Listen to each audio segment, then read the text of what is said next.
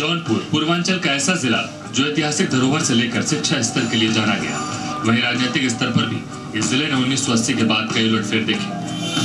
जौनपुर इलाके की ताजा तस्वीर पर नजर डालें तो साल 2009 से बीएसपी के बाहुबली नेता धनंजय सिंह जौनपुर के सांसद हैं और उन पर यहाँ की जनता की समस्याओं को दूर करने, इलाके की तस्वीर को बेहतर करने की जिम्मेदारी है।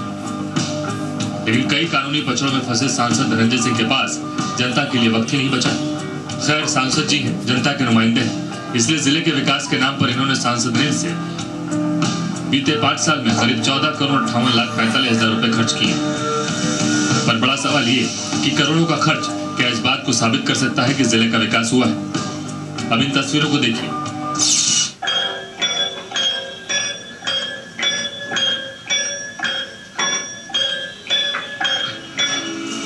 बच्चे देश का भविष्य माने जाते हैं, इनके कंधों पर आगे चलकर अपने परिवार और देश की उन्नति की जिम्मेदारी, लेकिन अभी से इनके पास रोजमर्रा से जुड़ी इतनी समस्याएं हैं कि इन्हें या इनके परिवार को भविष्य की तरफ देखने का वक्त ही नहीं।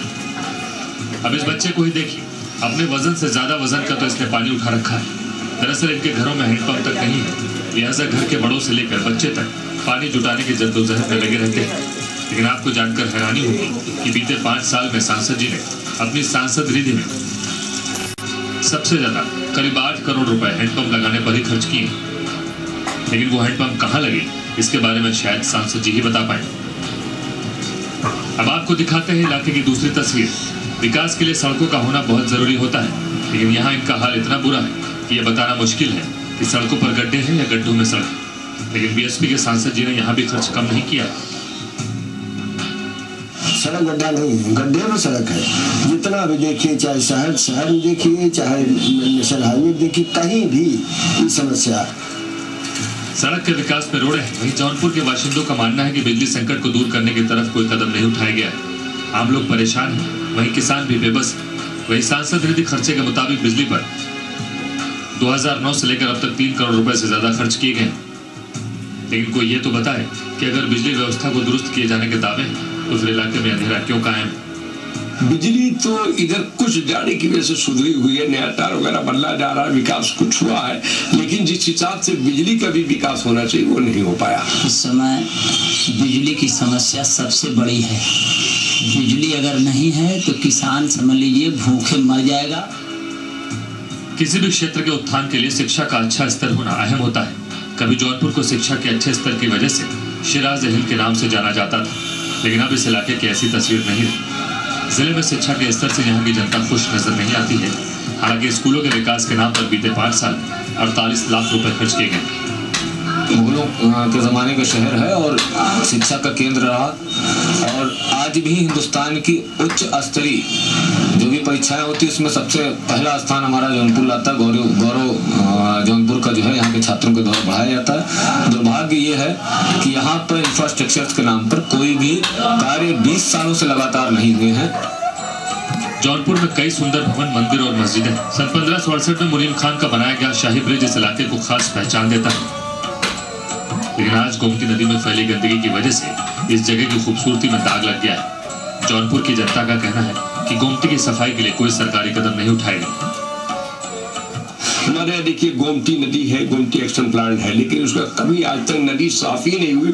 मैंने अपने बुजुर्गों से भी पूछा, आज तक हमारी नदी नहीं साफ हुई। नदी में गंदगी बहुत हो गई है और हमारी नदी पड़ती जा रही है। जनता ने इलाके की जो तस्वीर पेश की है उससे साफ है कि जिले में मूलभूत सुविधाओं का टोटा है। ये बात अलग है कि 1989 के बाद विकास की कुछ किरणें जरूर दिखाई दी थी। राजीव गांधी के समय में यहाँ कताई मिल, चीनी मिल, सतहरिया औद्योगिक क्षेत्र और पूर्वांचल विश्वविद्यालय की स्थापना की गई थी। लेकिन इसके बाद मंडल कमंडल की राजनीति ने यहाँ के विकास की राह में कई बार रोड़े अटकाए। नतीजा ये है कि अब जिले में रोजगार की संभावनाएं लगभग नदारद है। कुछ पुरान भी है। कताई मिल बंद हो गई, चीनी मिल बिक गई, एक भी कोई ऐसे पुर्जे कारखाने नहीं लगे जिससे कि यहाँ के बेरोजगारों को रोजगार मिल सके। एक तरफ उद्योग की हालत बद से बदतर हो रही है तो दूसरी तरफ व्यापारियों का आरोप है खराब कानून व्यवस्था और इंस्पेक्टर राज की वजह से भी उनका कामकाज फल फूल नहीं पा रहा है। इंस्पेक्टर राज का बोलबाला आज भी है, चाहे आप सेल टैक्स में देख लीजिए, चाहे आप तमाम जो विभागें हैं, बाट माप हैं और टोल जो विभाग है उसके इंस्पेक्टर लगातार दोहन कर रहे हैं व्यापारियों का, और सिर्फ खाना पूर्ति कर रहे हैं। छापे के नाम पर केवल धन वसूली की जा रही है।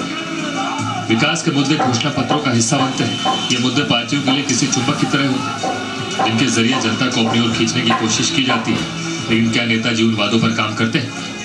विकास कार्यों में उन्होंने पहले प्राथमिकता के आधार पर मूलभूत समस्याओं पर विशेष रूप से उन्होंने कार्य किया है, जो समानता समरसता को ध्यान में रखते हुए उन्होंने, जैसे पेयजल संकट है और बिजली के कार्य हैं, शिक्षा पर है, स्वास्थ्य पर है, भौगोलिक दृष्टि से विधानसभाओं को जोड़ने के लिए नदियों पर पुल हैं, कार्य उन्होंने कराए जा रहे हैं। कोई आदमी ये सोचता हो कि केवल हम झूठे वादे करके इस तरह के घोषणा पत्र को अपना दे करके और उससे हम मुकर जाए, उसको पूरा न कर सके, तो वो हम समझते हैं कि वो उनको न नेता कहना चाहिए न राजनीतिक व्यक्ति आना चाहिए।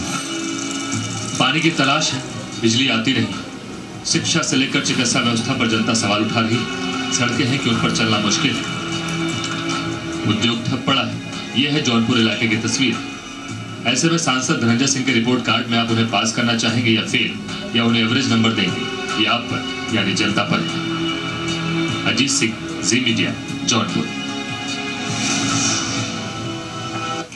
वहीं जौनपुर सीट पर काबिज होने के लिए हर पार्टी एड़ी चोटी का जोर हर 5 साल में लगाती है। इसकी वजह 1980 के बाद से बदलता इलाके का वोटिंग ट्रेंड है। कभी यहाँ कांग्रेस, कभी बीजेपी, कभी समाजवादी पार्टी, तो कभी बीएसपी के खाते में सीट गई है। यहाँ का राजनीतिक समीकरण भी हम समझ लेते हैं।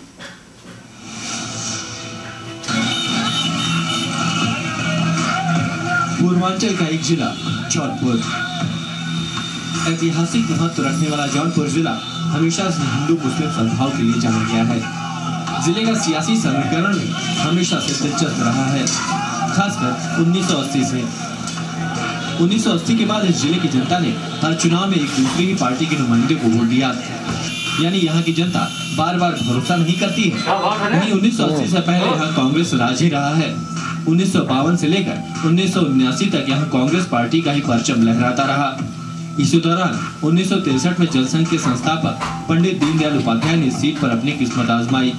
इस कोशिश में अटल बिहारी वाजपेयी ने भी उनका साथ दिया, पर बावजूद इसके जनता ने कांग्रेस को ही समर्थन दिया।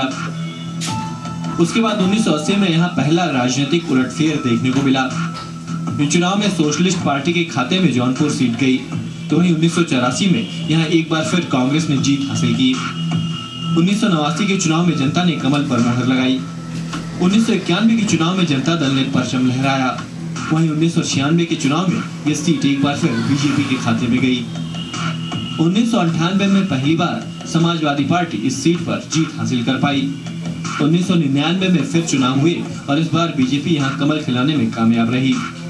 2004 में फिर एसपी की साइकिल को जनता ने तरजीह दी। वहीं 2009 में बीएसपी के बाहुबली नेता धनंजय सिंह ने एसपी से ये सीट छीन बीएसपी की झोली में डाल दी। मतलब साफ है कि 1980 के बाद से कोई भी पार्टी इस जिले में अपना गढ़ बनाने में कामयाब नहीं रही है। खैर 2009 से बीएसपी जौनपुर में काबिज है। देखना ये होगा कि जौनपुर की जनता 1980 से जिस ट्रेंड पर वोट डाल रही है, क्या वो 2014 में भी उसी हिसाब से किसी दूसरी पार्टी के कैंडिडेट को वोट करती है, या इस बार फिर बीएसपी को जनता का समर्थन मिलता है। अजीत सिंह के साथ ब्यूरो रिपोर्ट, जी मीडिया, जौनपुर।